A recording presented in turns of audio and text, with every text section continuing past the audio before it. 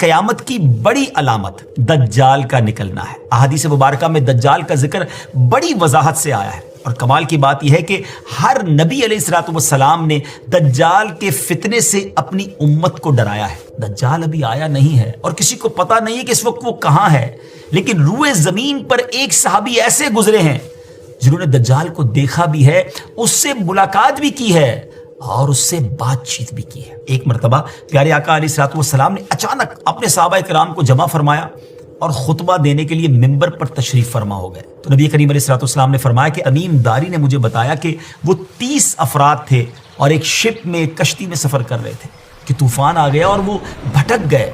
تقریباً مہینہ بھر وہ سمندر میں گھومتے رہے اور ایک دن سورج غروب ہونے کے وقت ایک نامعلوم آئلینڈ پر پہنچے۔ انہیں وہاں سیاہ رنگ کی مخلوق نظر آئی جس کے جسم پر بال بہت زیادہ تھے۔ انہوں نے اس سے پوچھا کہ تم کون ہو؟ اس نے کہا میں جاسوس ہوں، تو تاکہ ہمیں اپنے بارے میں کچھ بتاؤ۔ اس نے کہا کہ نہ میں تمہیں کچھ بتاؤں گا نہ تم سے کچھ سنوں گا، تم اس بت خانے میں جاؤ، وہاں ایک شخص تمہارا بڑی بے چینی سے ویٹ کر رہا ہے، وہی تمہیں کچھ سنائے گا بھی بتائے گا بھی۔ پھر وہ سب اندر چلے گئے۔ وہاں ایک شخص سختی کے ساتھ زنجیروں میں جکڑا ہوا تھا۔ اس نے پوچھا کہ تم لوگ کون ہو اور کہاں سے آئے ہو؟ جواب دیا کہ شام سے آئے ہیں۔ اس نے پوچھا کہ عرب کا کیا حال ہے؟ اور ایک شخص وہاں پیدا ہونا تھا، اس کا کیا حال ہے؟ یعنی نبی پاک علیہ الصلوۃ والسلام کے بارے میں پوچھا۔ صحابہ کرام نے کہا کہ وہ اچھے حال میں ہیں اور ابتدا میں ان کی مخالفت ہوئی، مگر اب تو تمام عرب پر وہ غالب ہو گئے ہیں۔ اس نے کہا اچھا زغر کے چشمے کا کیا حال ہے؟ انہوں نے جواب دیا کہ وہ بھی اچھی حالت میں ہے، لوگ اس سے پانی پیتے ہیں، اس سے کھیتی باڑی بھی کرتے ہیں۔ پھر اس نے پوچھا کہ عمان اور بیسان کی کھجوروں کا کیا حال ہے؟ انہوں نے کہا کہ اس میں ہر سال پھل آتے ہیں۔ یہ سن کر اس شخص نے 3 چیخیں ماری اور بولا کہ میں دجال ہوں، کہتا ہے ان قریب میں آزاد ہو جاؤں گا اور زمین کا چپا چپا گھوموں گا اور اس کا کوئی حصہ نہیں چھوڑوں گا سوائے طیبہ کے، کیونکہ مجھ میں وہاں جانے کی طاقت، وہاں جانے کی پاور نہ ہوگی۔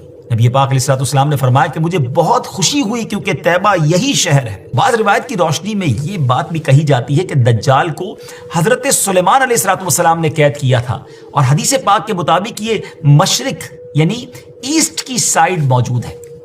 دجال کا فتنہ تاریخ انسانی کی ابتدا سے لے کر انتہا تک تمام فتنوں سے بڑا اور خطرناک فتنہ ہے۔ مختلف احادیث میں دجال کا جو حلیہ بتایا گیا ہے وہ یہ ہے کہ دجال ایک جوان مرد ہوگا، لمبا قد ہوگا، جسم بہت موٹا ہوگا، ایک آنکھ سے کانا ہوگا اور ایک کانی آنکھ ایسی ہوگی جیسے پھولا ہوا انگور، اور جبکہ اس کی ایک آنکھ خون آلود ہوگی۔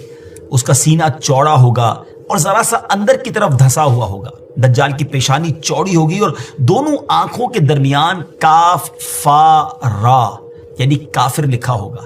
دجال کے نکلنے سے پہلے دنیا بہت بری حالت میں ہوگی۔ اس کے نکلنے سے 3 سال پہلے سے اس دنیا میں خشک سالی پھیل جائے گی، خشک سالی کا گویا سال پھیل جائے گا۔ علمی اور روحانی قحط بھی برپا ہوگا، دین کے معاملے میں لوگوں میں کمزوری پیدا ہو چکی ہوگی، علماء اور دیندار لوگوں کی قلت ہوگی۔ تب دجال ایسٹ کی سائڈ سے اصبہان یا خراسان نامی شہر سے نکلے گا اور زمین پر 40 دن رہے گا، جن میں سے ایک دن 1 سال کے برابر ہوگا، اور ایک دن 1 ماہ کے برابر، اور اگلا دن 1 ہفتے کے برابر، جبکہ باقی دن سال کے عام دنوں کی طرح ہوں گے۔ اس مدت میں دجال اپنے گدھے پر سوار ہو کر ساری دنیا کا چکر لگائے گا۔ دجال کے ان فتنوں کی وجہ سے اہل ایمان سخت پریشان اور تنگی کے عالم میں بھاگ کر دخان نامی ایک پہاڑ میں پناہ لیے ہوئے ہوں گے، لیکن دجال ان کا پیچھا کر کے پہاڑ کا گھیرا کرے گا۔